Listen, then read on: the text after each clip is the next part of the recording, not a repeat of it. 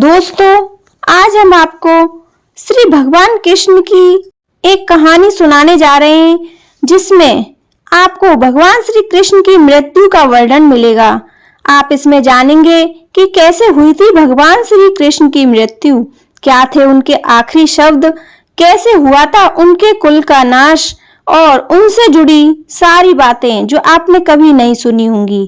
तो चलो बिना किसी देरी के शुरू करते हैं ये कहानी।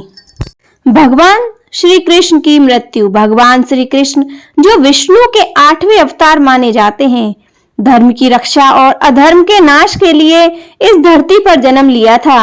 भगवान श्री कृष्ण महाभारत युद्ध में अर्जुन को गीता का दिव्य उपदेश दिया और कौरव के अधर्म के अंत में महत्वपूर्ण भूमिका निभाई थी।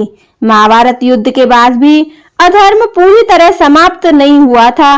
यदुवंशियों के पतन, गांधारी के श्राप और समय चक्र के प्रभाव से भगवान श्री कृष्ण को अपने शरीर का त्याग करना पड़ा था। उनकी मृत्यु का वर्णन महाभारत के मौसूल पर्व विभिन्न पुराणों में मिलता है। महाभारत युद्ध के बाद युधिष्ठिर को हस्तिनापुर का राजा बनाया गया। श्री कृष्ण द्वारका लौट गए और यदुवंश की देखभाल करने लगे, लेकिन युद्ध ने हर किसी पर गहरा प्रभाव डाला था। कौरवों के नाश के बाद भी अधर्म समाप्त नहीं हुआ था। महाभारत युद्ध के बाद जब श्री कृष्ण गांधारी के पास गए तो उन्होंने कौरवों के नाश के लिए श्री कृष्ण को दोषी ठहराया। गांधारी ने श्री कृष्ण को श्राप दिया कि जैसे कौरवों का संहार हुआ वैसे ही उनके वंश का भी नाश होगा और वे भी एक साधारण मृत्यु को प्राप्त होंगे। श्री कृष्ण ने मुस्कुराकर इस श्राप को स्वीकार कर लिया। समय बीतने के साथ यदुवंशी अहंकारी और उदंड हो गए। एक दिन यदुवंशी राजकुमारों ने महर्षियों के साथ एक मजाक किया, जिससे ऋषि क्रोधित हो गए और उन्होंने यदुवंशियों को आपस में लड़कर नष्ट होने का श्राप दे दिया। कुछ वर्षों बाद यदुवंशी मदिरा पान करके आपस में ही लड़ पड़े। भयंकर युद्ध में सबका विनाश हो गया, जिससे बलराम जी ने भी योग बल से शरीर त्याग दिया था। यदुवंशियों के नाश के बाद श्री कृष्ण द्वारका छोड़ जंगल की ओर चले गए।